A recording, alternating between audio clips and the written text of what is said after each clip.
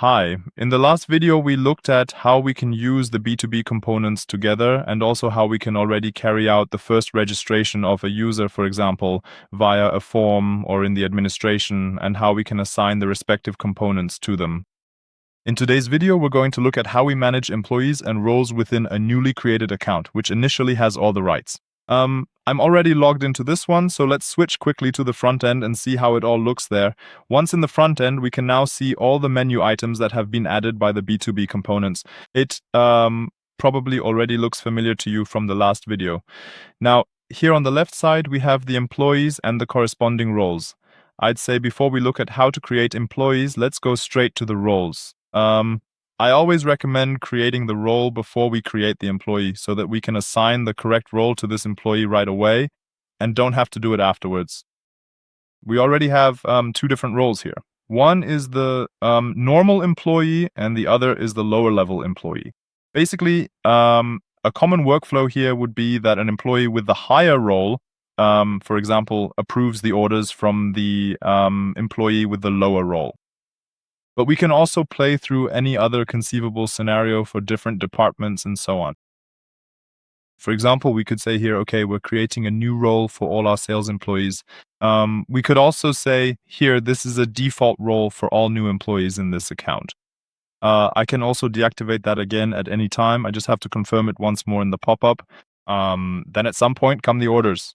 Is he allowed to see all orders, or is he only allowed to see orders from a specific assigned organization? Then there's also the request management. So for example, is he allowed to send out a request? Is he allowed to view them? Is he allowed to reject them? And so on. It continues the same way down here with the approval rule management. That means, is he allowed to grant, the access or the, approval for an order? Exactly. Then also here, pending order management. So for all outstanding orders. And last but not least, we also have the subscriptions here. So is he allowed to view them? Is he allowed to handle them? So, and now we have all these rights. And basically, I want to keep everything relatively simple now and just say, okay, this account is now allowed to, for example, definitely do the employee management. And what happens here is a very good example because there are dependencies between the rights. Yes. That means if I say now, for example, okay, he's allowed to fully manage employees, then he must, of course, also be able to view the roles for that, even if he's not allowed to create a new one, but he has to be able to assign them. For that, the view is already required. There are various dependencies, of course.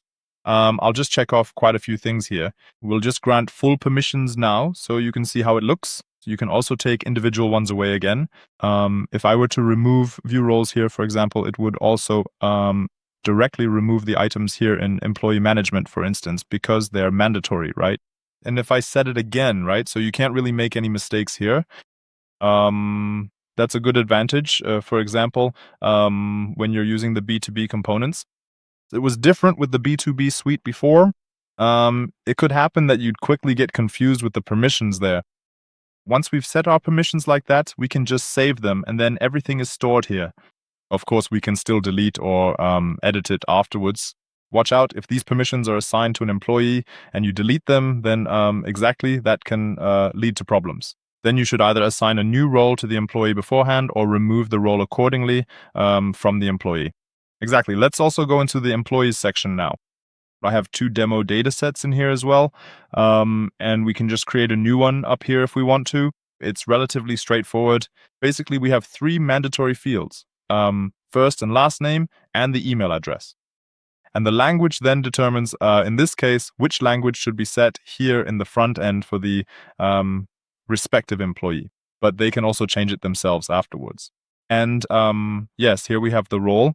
I could now select sales and a new role like that here, for example, then save it, and then we'd have an account with all permissions. Exactly. And in the next video, we'll move on to the next component. I hope this video helped you and that you've understood everything so far about the, employee management and role management in the B2B components, and good luck with the next video. Bye.